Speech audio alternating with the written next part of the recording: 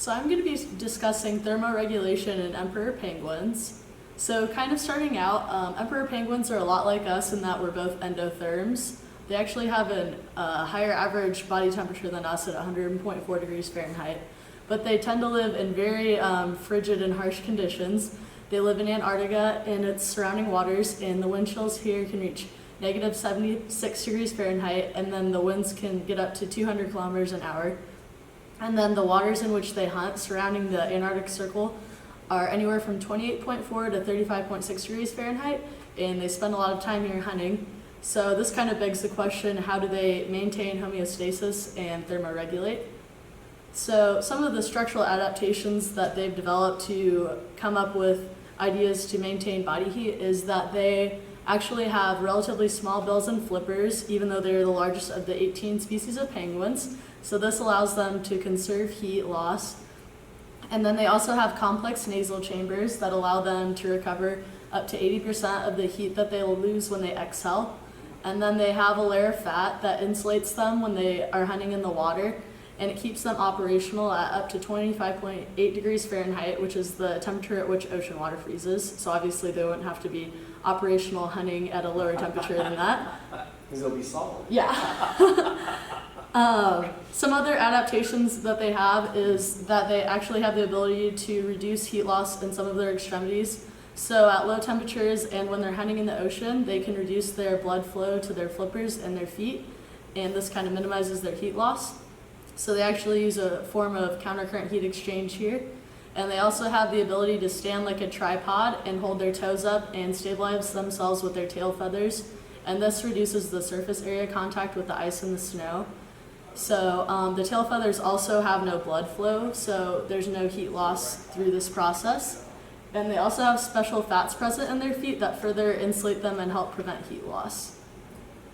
So then here's kind of a diagram talking about how they perform countercurrent heat exchange in their flippers and their feet. So like, as you can see here, when they're minimizing the heat being sent to their feet, it allows the heat going to, or leaving their feet to warm the blood going to their feet and vice versa. So it kind of keeps their core temperature up.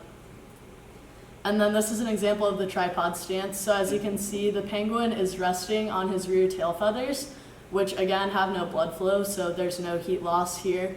And they're actually like putting their feet up in the air, so their feet aren't making any direct eye contact with the snow and ice, so this further prevents heat loss.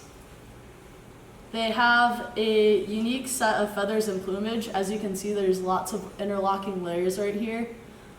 So they have overlapping feathers that help waterproof them when they're hunting in the ocean, and also helps protect from the wind chill.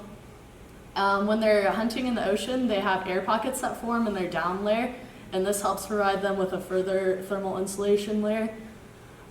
Their surface plumage is actually found to be a little bit colder than the air surrounding them, so this allows the slightly warmer air to donate heat to the surface plumage, which kind of cancels out any metabolic heat that penguins lose through like normal functioning.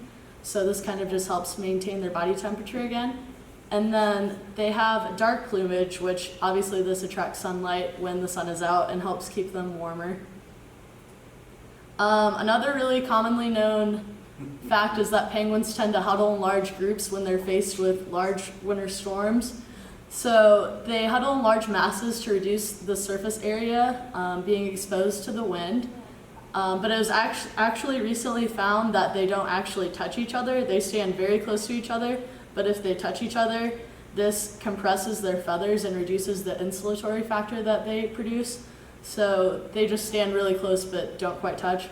And then they rotationally move to the outside to allow all the penguins kind of an equal time on the inside, allowing them all to keep warm. And this all works because penguins are very social animals. They all get along pretty well, and they kind of have to in order to survive in the Antarctic.